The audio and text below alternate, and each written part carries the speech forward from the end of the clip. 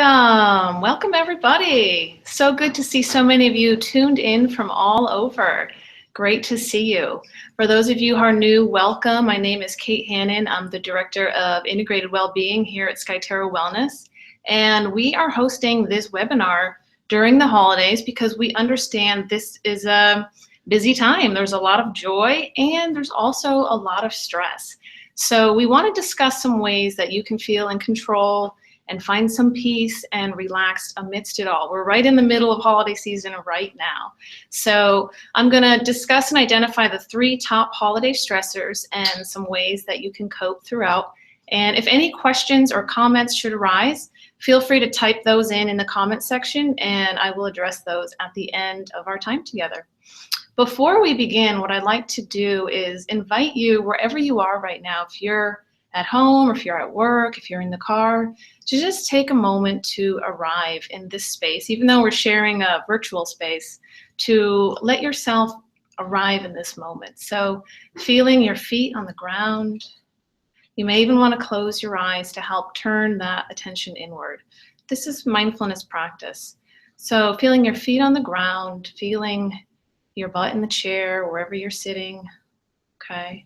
And just feeling your arms by your side, uncurling the fingers, noticing if there's any tension in the belly, softening that.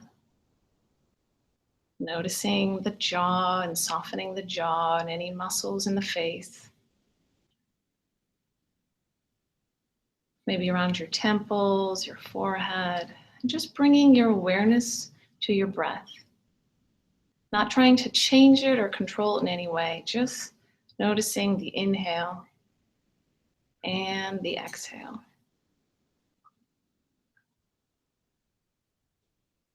Really just witnessing the breath as it moves in and out of your body. You may feel the rise of the belly on the inhale and it fall on the exhale. Breathing in calm into your body. Witnessing the breath.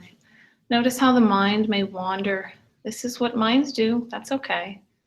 Just bringing the awareness back to the breath. Scanning through, you may notice some sensations in your body, tension. See if you can name any of those right now. Achiness, tightness, maybe you're feeling relaxed, tired. This is really just a way of checking in with yourself. Where are you at this point in the day? Connecting with the body. Sometimes we live a short distance from our body. We're so in our minds. So really connecting, checking in. Bringing the awareness back to your breath. Just following the breath. Inhaling peace. Exhaling calm.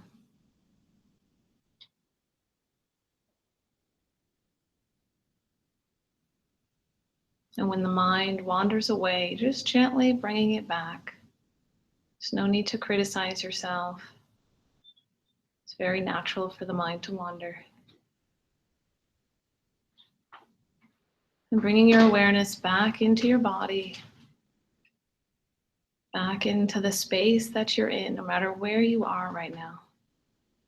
We're all here in this moment together. And slowly opening up your eyes, coming back to this webinar. Great. We practice this kind of mindfulness because this helps us show up fully to our lives. This helps us be here, right? With a loving attention, with allowing what's ever here to be here, right? Rather than being resistant and reactive. And when I think of holiday stress, that's what I think of.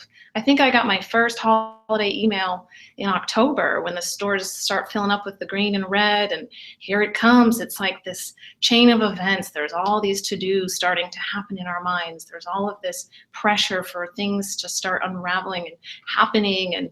And really this brings me to the first stressor that I want to talk about, which is high expectations. So that's really the pressure that the world we live in puts on us to have this perfect holiday. Imagine Norman Rockwell. You may be familiar with some of his paintings. So imagine smiling family members sitting around the table, eagerly awaiting the most perfectly cooked meal, sharing a wonderful conversation after opening the most perfect gifts, right? Was this your house? For most of us, it was not, right? And holidays are filled with a lot of tension, whether that's financial stress or emotional stress or within the people in your family, right? A lot of it stems from this notion of perfectionism. We place a lot of shoulds on this whole holiday season.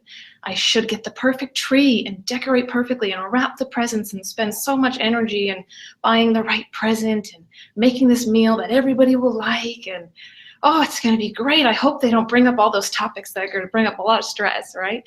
So what is all this pressure implying? If we should be so happy, what happens if you're not?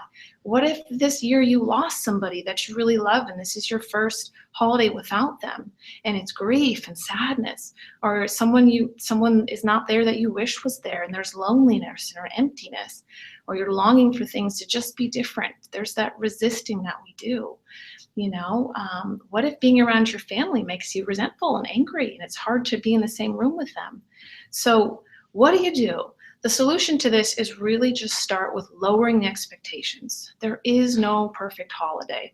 There's no perfect Christmas, no perfect Hanukkah, no perfect New Year's, right? Strive for an enjoyable holiday and also an average holiday, right? Remember that all families experience difficulty. So plan ahead as much as you can. Is there someone you can talk to, a friend, a therapist, somebody that you can share with how you're really feeling? Who is the most challenging person that you're going to be around this holiday season? That could be a great journal topic, right? Writing about what would be most challenging about the day. And then think about what you are in control of.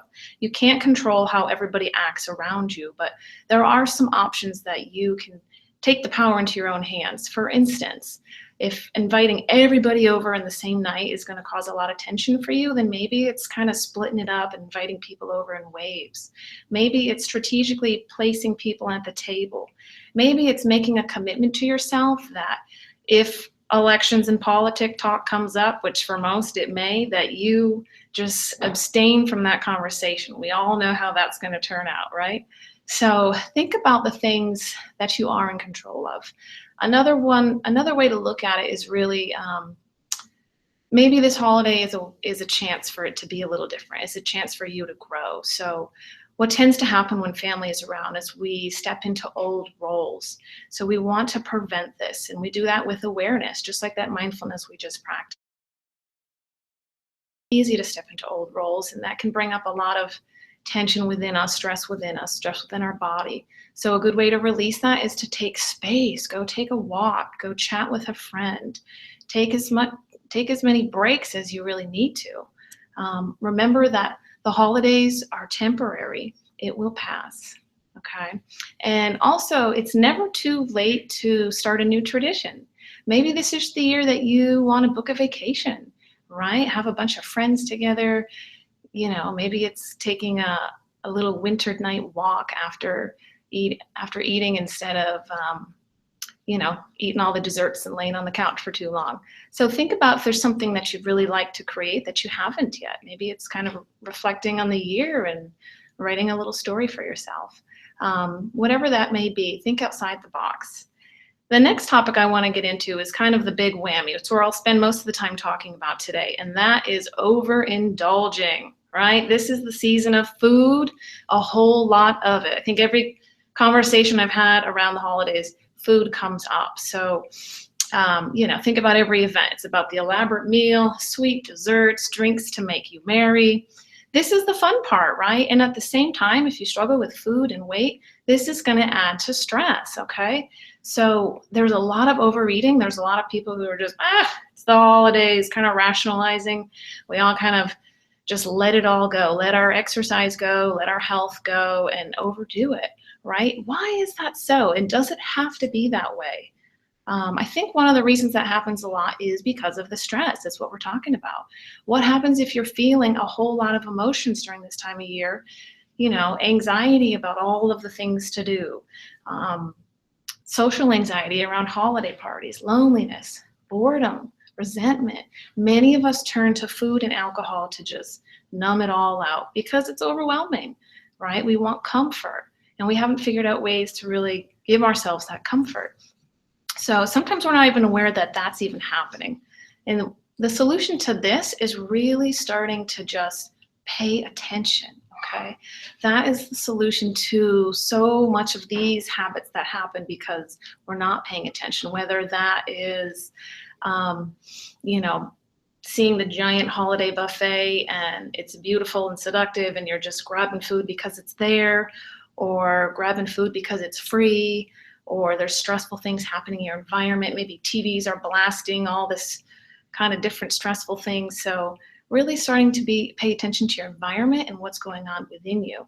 And what this also means is really being aware of yourself, remembering that you're the only expert on this. You're the only one who knows how you're feeling, what it's like to be in your body, how your body's feeling. So this mindfulness is, especially with eating, is very powerful. It's a way that we can really kind of anchor ourselves. We can really figure out if we are hungry, or if it's something else that we're needing. And also to remember that mindful eating is a practice. We do it over and over again. It takes time. It's not something that we're just going to figure out this holiday season and be pros at. There is no quick fix, right? So really kind of being gentle with yourself with that. So how do we pay attention? I think slowing down is a really essential part of that. So slowing down with food, being in the moment. This holiday season, there's going to be some food that is maybe a tradition in your family that's just exquisite, it's delicious. It's true. Some of this season pumps out some of the best food I can think of. So allow yourself to savor it, to nourish it, to smell all the smells and taste the textures and the flavors, to be with it, right? Not to start judging yourself. If you ate some apple pie for breakfast, you didn't blow your whole day, right? It's like sometimes there's so much guilt wrapped up with that, to let yourself enjoy. One day of holiday eating is not going to make you fat, right? It's what we do over and over again that really shapes our lives, shapes our bodies, right? So give yourself a break and enjoy and nourish yourself. And by slowing down, really what we're going to do is pay attention to how hungry are you and how full are you. These are really core concepts of intuitive eating, and they have to do with attunement. So if it is apple pie for breakfast, can you eat that with attunement, connecting to the internal states of your body? Are you hungry? Some of us don't even know what it's like to be hungry anymore because we just eat at such frequency and volume. So, if we are starving and dinner's not served till 5 o'clock that night, chances are we're going to overeat because we're really hungry. So beginning to pay attention, is hunger creeping up? We want to start eating when it's there, when it's present, not when it's totally overboard, right? But not depriving ourselves either. And so honoring that hunger and also that fullness. How do we understand fullness? Well, that also requires slowing down because, do you know how long it takes for our stomach to realize it's full? 20 minutes, right? How long do you usually eat a meal? 5 minutes, maybe 10? Even the big holiday ones, they still go really fast. So giving ourselves that time for our bodies to process that food. Some ways to do this is to, turn all the things off that are around us. Can't really do that at the holiday dinner, right? Can't turn off all the aunts and uncles, but they're there. Put your fork down, take some sips of water, right? Make sure that you're at least sitting. Allow yourself to chew the food, check in. Are you getting full? How's it tasting? Letting yourself just be with it, not leaving, okay?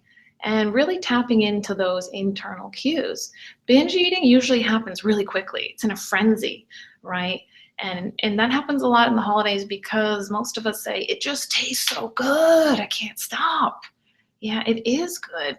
But ask yourself this, if some is good, is more better, right? How will you feel after, And if you ate too much, then you ate a lot. You're not a bad person because of that, right? So we're kind of talking about portions too. Let's go for satisfying portions, right? Not too little. That might make you feel deprived. And if you feel deprived later on, there may be a binge coming. That's kind of what happens with diets, right? Rules, rules, rules, and then we kind of lose it. So if we do too much and we just pile it on, often there's that shame and guilt afterwards. So some tips, maybe it's picking a smaller plate. Maybe it's serving yourself instead of the chef or mother wants to serve you, right? These are different ways that we can plan ahead. Maybe you ask ahead and see what kind of food is going to be served. If it's nothing that really is satisfying to you or that you're comfortable with, let the chef know that you're going to bring your own food. Maybe it can be served with the main entree. Pack some snacks along, especially if you have a really busy day. If you're going to be in the office all day long and then there's holiday parties in the night, all of a sudden you get there, you haven't eaten anything and it's alcohol and food, chances are you might overdo it. So if you can get a little snack in between, get some vegetables in there, some fiber, help yourself feel nourished, okay? That last example kind of reminds me of what the third stressor is. So we talked about the high expectations, we talked about the overindulgence, and the third is really holiday burnout, right? There is so much going on this time of year. I think that's why you have your people who say, oh, it's over, kind of feel empty and sad. And then you have a lot of people who are just ultimately relieved, like, oh, I can finally relax, right? That's usually a sign of not taking care of yourself throughout it all, right? It's kind of a combination of the first two stressors, but really Christmas is the season of giving and we're giving to others all the time, but we have to remember to also give back to ourselves. And that is a really crucial part I want to talk about a little bit more. It starts with the very beginning of the Christmas planning. You know, you're getting everything all set up. You want everything to be lovely and perfect, mostly for everybody else, for yourself, whether that's the family and the presents, the meal, the house. But what happens to your sleep? Do you often just kind of minimize it? Make sure you're getting at least 7 to 9 hours. That means you're going to keep that immunity up to give you the energy to complete all these tasks that you have to do. What happened to your exercise routine? Did that kind of get pushed to the wayside? If you have a lot of tension, moving your body is such a great way to just release it, to help you just feel more relaxed and feel good about getting your workout in too. So I also do want to mention that mindful eating is, again, a very powerful tool. It takes practice. I can't say this enough because sometimes people can turn it into another diet. Well, I'll just eat mindfully over the holidays and everything will be great. If we don't do it consistently, chances are it's not going to happen at every meal. And then what happens? Do you end up feeling like a failure? End up beating yourself up over it, right? We kind of turn it into a diet sometimes without even meaning to do that. So what I'd like to remind you is that mindfulness is really anchoring yourself in the present moment, you know, asking yourself, what is it that I really need right now? What is going on with me in this moment? It's being able to pause. It's being able to just take a couple of breaths. No matter if you're in the middle of shopping, waiting in an annoyingly long line, whether that's family, whether that's sitting alone with yourself, just being in the moment, anchoring yourself. Instead of criticizing yourself, right? That happens a lot. Are they going to like that gift? Did I do enough? Right? All of that kind of points the finger back at ourselves. If you slow down and listen, you might realize that all this bustling about, your body might be telling you, hey, let's just rest for a moment. 5 minutes of meditation can do wonders for your body and mind. Maybe your body is saying, I just need a little nap. Can you give yourself permission to unplug, right? Just put down the screen, put down the phone, just maybe a couple of days off after Christmas isn't meant to be filled with, you know, exercising like mad, get it all in. Maybe it's also not another trip to the mall you need. It could be just allowing yourself to rest, to sit with yourself, to take a walk outside, to be in nature, to feel the winter air. So yeah, I do want to remind you that that self-compassion component is So important. That's how we prevent burnout.